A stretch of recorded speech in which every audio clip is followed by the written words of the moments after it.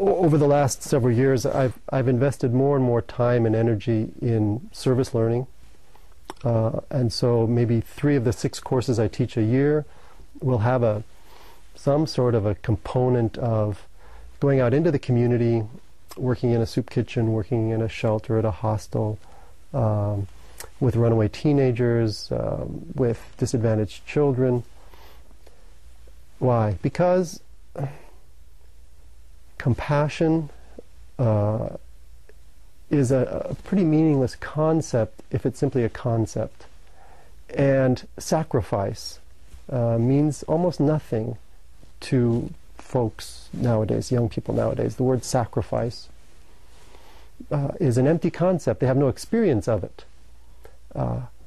And so it's only by leading people into a situation where they see real human suffering and they come face to face with it and they find in themselves true compassion and they find in themselves some gnawing discomfort with the way things are for this community of people, for this type of person, for this class of people, for undocumented workers or for fully documented minimum wage workers, the working poor.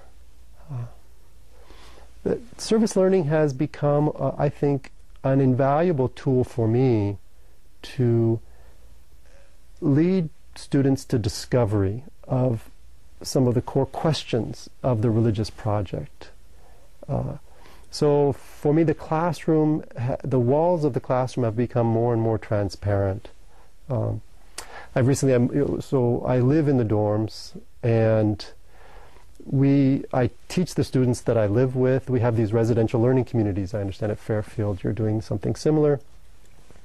So that the students live together, they study together, and then they do service projects together. We pray together, we eat together. And it's through the formation of community for these students that they have a context in which to begin to ask and answer basic questions, basic theological questions. And without that type of experience outside the classroom, I found that the classroom itself was fairly dry, and I could impart information. And students who already had a prayer life, already had a religious life, were quite nourished by that and appreciated it and grew in their faith. Students who came from agnostic and non-practicing backgrounds, students who didn't have a prayer life, would find the academic study of religion about as interesting as the academic study of tropical rainforests. There don't happen to be any tropical rainforests around here, and they probably will never visit one, but it was nice to have some academic knowledge about it, theoretical knowledge, which they forget very quickly. It's a difficult thing. It's a complicated thing because on the one hand, I understand myself to be an academic in a good university, and the profession asks certain things and restricts certain things. I have colleagues whom I respect dearly who at the end of the quarter are quite happy when they can say that they taught their course and their students have no idea what they themselves actually believe. I can't teach that way. And I think some students are uncomfortable when these faith questions come up. But a certain amount of discomfort, I think, belongs to the academic experience per se, and the being challenged in one's assumptions, being challenged in one's presuppositions. This is part of the intellectual life.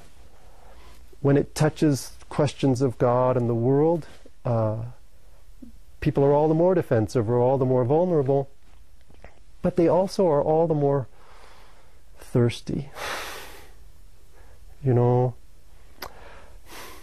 young people today are not so rebellious about religion. It's very rare that I get a student who says, I don't believe in God and this is all just a bunch of bunk.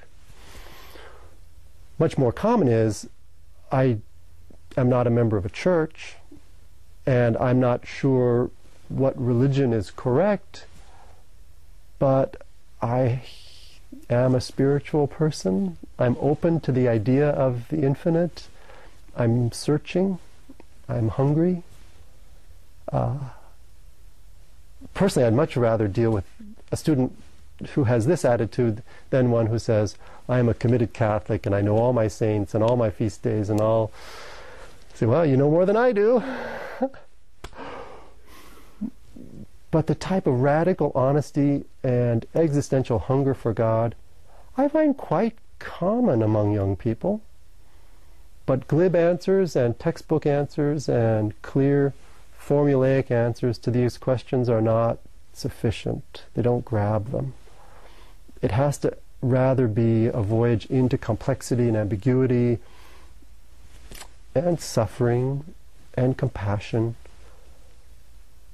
And then we can move to the central images of the faith, the most basic dogmas, the Christ story, the whole Christ event. In the context of real human communities, in the context of suffering and faithfulness, the story is quite compelling, quite engaging, and doesn't need big apologetics and great defense.